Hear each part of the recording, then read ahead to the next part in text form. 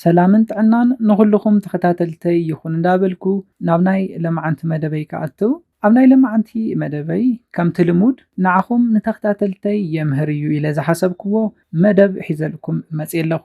ናይ ለማዓንቲ መደበይ ዘልዕሎ ኣብ እዋን ፆታዊ ርክብ ኖርማል ዝኾነ ናይ ፆታዊ ርክብ ፃንሒት ክንደይ ከም ዝኾነ ክንርኢና ወይ ከዓ ብእንግሊዝኛ ቃላቱ IELT ወይ ከዓ ኢንተርቫጂናል ኢጃኩሌሽን ላተንሲ ታይም ንብሎ ነገር ኢና ክንርኢ። እዚ ማለት መትሎ ናብ ብልዕቲ ኣትዩ እስካብ ዝዓግበላ ወይ ከዓ ዘፍሰሉ ግዜ ዘሎ ማእኸላይ ፃንሒት ክንደይ ከም ዝኾነ ክንርኢና። እስካብ ናይ መደበይ ፍጻመ ሓቢርኩምን ይጽንሑ። ነዚ ቻነል ሓደሽቲ ዝኾንኩም ሰብስክራይብ ብምግባርን ነታ ናይ ደውል ምልክት ብምንካዕን ዝተፈላለዩ ናይ ፆታዊ ርክብ ናይ ጥዕና ከምኡውን ናይ ሓዳርን ናይ ፍቅርን ሂወት ኢንፎርሜሽን ትረኽብሉ ቻነል ስድራ ንኽትኮኑ ብኽብሪ ሓትት። መደብና ናብ ብዙሓት በፂሑ ትምህርቲ ንኽወስድሉ ላይክ ጌርኩም ጀምርዎ። ስድራ ንዝኾንኩምኒ እንዳመስገንኩ ናብ መደበይ ክምለስ። ናይ ኢንተርቫጂናል ኢጃኩሌሽን ላተንሲ ታይም ወይ ከዓ ናይ ፆታዊ ርክብ ናይ ፃንሕት ግዜ ካብዚ እስካብዚ እዩ ተባሂሉ ዝተቐመጠ ነጥቢ የለን። ምክንያቱ እንታይ እዩ? ፆታዊ ርክብ ኢንዲቪዥዋላይዝድ እዩ። ናይ ኩሉ ሰብ ናይ ፆታዊ ርክብ ናይ ፃንሕት ግዜ ዝተፈላለየ እዩ።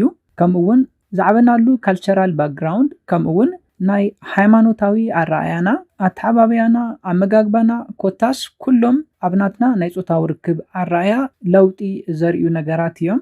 ኣብ ናይ ፆታዊ ርክብ ፃንሒትና ኣፈላላይ የምፁ እዮም ማለት እዩ።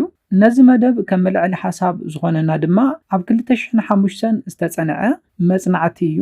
እዚ መጽናዕቲ እዚ ብናይ ኢሮፒያን ካላንደር ኣብ 2005 ዝተጸንዐ እንትኸውን ቁሩብ ጽንሕ ዝበለ እዩ። ኮይኑ ግና ብጣዕሚ ዲፕ ሚኒንግ ዘለዎ መጽናዕቲ እዩ። እዚ መጽናዕቲ እስካብ 500 ከፕልስ ሰብ ሓዳር ዘካተተ እንትኸውን እዞም ሰባት እዚኦም ካብ ዝተፈላለዩ 5 ዓድታት ዝተኣከቡ እዮም። እዘን ዓድታት ድማ ስዊዘርላንድ፣ ዩናይትድ ኪንግደም፣ ካብ ስፔን፣ ቱርኪ ከምኡውን ዩናይትድ ስቴትስ ኦፍ አሜሪካ ዝተወፃፅኡ ሰባት እዮም ነይሮም። እዚ መጽናዕቲ ከም ዝሕብሮ ድማ ካብዚኣቶም ኣቨሬጅ ናይ ፆታዊ ርክብ ናይ ፃንሕት ግዜ 5.4 ደቂቕ እዩ ነይሩ። እዚ ማለት መትሎ ናብ ብልዕቲ ካብ ዝኣትወላ ግዜ እስካብ ዓጊቡ ዘፍሰሰላ ዘሎ ፃንሒት ዝሓዘ እዩ። ነዚ ክብል እንከለኹ ቅድሚ መትሎ ናብ ብልዕቲ ኣትዩ ምንቅስቃስ እስካብ ዝጅምር ዘለው ምስዕዓም ምትሕስሳይ ወይ ከዓ ፎርፕሌይ ኢልና ንፅውዖ ማለት እዩ ኣየማልእን። ነዚ ነገር ምስ ኣቐመጠ እዚ መጽናዕቲ ነቲ ናይ ፆታዊ ርክብ ፃንሒት ብኣርባዕተ ካታጎሪ መቂልዎ ነይሩ።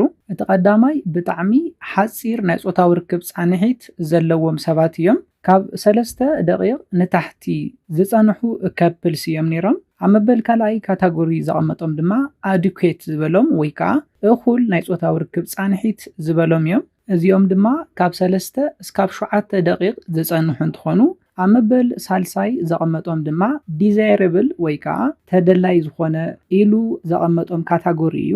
እዚኦም ድማ ካብ 7 እስካብ 13 ደቂቕ ፃንሒት ዘለዎም ሰባት እዮም ነይሮም። ኣብ መበል ራብዓይ ዘቐመጦም ድማ ቱ ሎንግ ወይ ከዓ ብጣዕሚ ነዊሕ ዝበሎም ካታጎሪ እንትኾኑ ናይ ፆታዊ ርክብ ፃንሒቶም ድማ ካብ 10 እስካብ 30 ደቂቕ እዩ ነይሩ። እዚ ካታጎሪ እንታይ እዩ? ናይ ፆታዊ ርክብ ዲሳቲስፋክሽን ወይ ከዓ ብፆታዊ ርክብ ዘይምዕጋብ ከምፅእ ዝኽእል ካታጎሪ እዩ ነይሩ። ኮይኑ ግና እዚ መጽናዕቲ ከም ዝሕብሮ ካብዞም 4 ካታጎሪ ብዝተፈለየ መንገዲ ካብቶም ናብ መጽናዕቲ ዝኣተው 500 ከፕልስ ን33 ሰከንድ እውን ዝፀንሑ ከፕልስ ከም ዝነበሩ እዩ። ቅድም ኢለ ከም ዝሓበርኩልኩም ናይ ፆታዊ ርክብ ፃንሒትና ከቐይሩ ዝኽእሉ ፋክተራት ብጣዕሚ ብዙሓት ነገራት እዮም። ኣተዓባብያና ኣመጋግባና ከምኡውን ንነብረሉ ቦታ ክኸውን ይኽእል እዩ። ነዚ ዘረጋግፀልና ነገር እንታይ እዩ? ኣብቲ መጽናዕቲ ካብ ዝተሳተፉ 5 ዝተፈላለዩ ሃገራት ዝታሕተ ናይ ፆታዊ ርክብ ፃንሒት ዝነበሮም ናይ ቱርኪ ከፕልስ ከም ዝነበሩ እቲ መጽናዕቲ ይሕብር። ኣቨሬጅ ፃንሒቶም ድማ 3.7 ደቂቕ ከም ዝኾነ እቲ መጽናዕቲ ይሕብር። ስለዝኾነ ክነጠቓልሉ ከለና ደቂቕ ሒዝኩም ክንዲዚ ደቂቕ ክጸንሐለኒ ክንዲዚ ደቂቕ በፂሐ ኣለኹ እሞ ይኣኽለኒ ኢልካ ነዚ ፆታዊ ርክብ ምቁራፅ ኣይኮነን። እቲ ናይ መደብና ሓሳብ ኣብዚ ናይ ፆታዊ ርክብ ፃንሒት ክንደየናይ በቲ ፆታዊ ርክብ ንዓግብ ኣለና ዝብል ነገር እዩ እቲ ኣገዳሲ ሓሳብ ክኸውን ዘለዎ። ክልተ ኣገደስቲ ሕቶታት ክተሓትወለኩም። እቲ ቀዳማይ እንታይ እዩ?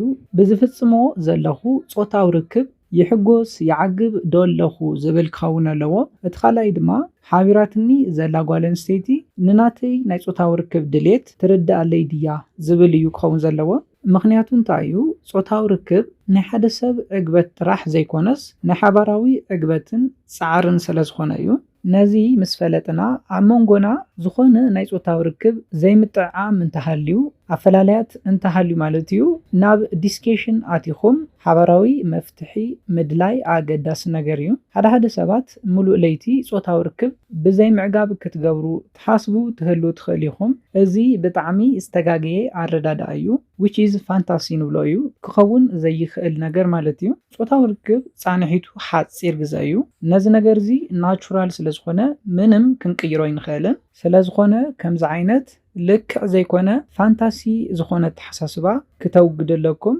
ብተመሳሳሊ እውን ኣብ ናይ ፆታዊ ርክብ ፊልምታት ትርእይዎም ፃንሒታት ልክዕ ከም ዘይኾኑ ክትፈልጦለኩም ልክዕ ኣብቲ ፊልምታት ከም ትርእይዎም ከፕላት ግድን ን40-50 ደቂቕ ወይ ከዓ እስካብ 1 ሰዓት ዘይፀናሕኩ ኢልኩም ኣነ ኣብ ፆታዊ ርክብ ድኽም ዝበልኩ እየ ዝብል ዝተጋገየ ኣረኣያ ክትሕዙ የብልኩምን ኣብዚ ክትፈልጡ ዘለኩም ኣገዳሲ ነገር እንታይ እዩ ቅድሚ ፆታዊ ርክብ ዝግበር ፎር ፕሌይ ንብሎ ብጣዕሚ ኣገዳሲ ከም ዝኾነ ክትፈልጠለኩም ቅድሚ ፆታዊ ርክብ ዝግበር ምስዕዓም ምትሕስሳይ ምልፋዕ ኣብ እዋን ፆታዊ ርክብ ነፍቃሪትኩም ወይ ከዓ በዓልቲ ቤትኩም ንምዕጋብ ከም ዝጠቕመኩም ክትፈልጠለኩም ዝተፈላለዩ ሜላታት ፎር ፕሌይ ኣብ ዝተፈላለዩ መደባተይ ሓቢረልኩም ነይረ ምልሲልኩም ክትርእይዎም ትኽእሉ ኢኹም ፎር ፕሌይ ምግባር ነታ ጓል ኣንስተይቲ ንምዕጋብ ብኸመይ መንገዲ እዩ ዝጠቅም ክትብሉ ትኽእሉ ኢኹም ቅድሚ ሕዚ ብዙሕ መደብ ሰሪሐሉ ስለዝነበርኩ ሃይላይት ንምርኣይ ዝኣክል ፎር ፕሌይ እንተጌርኩም ብልዕተን ራሕሲ ንኽፈጥር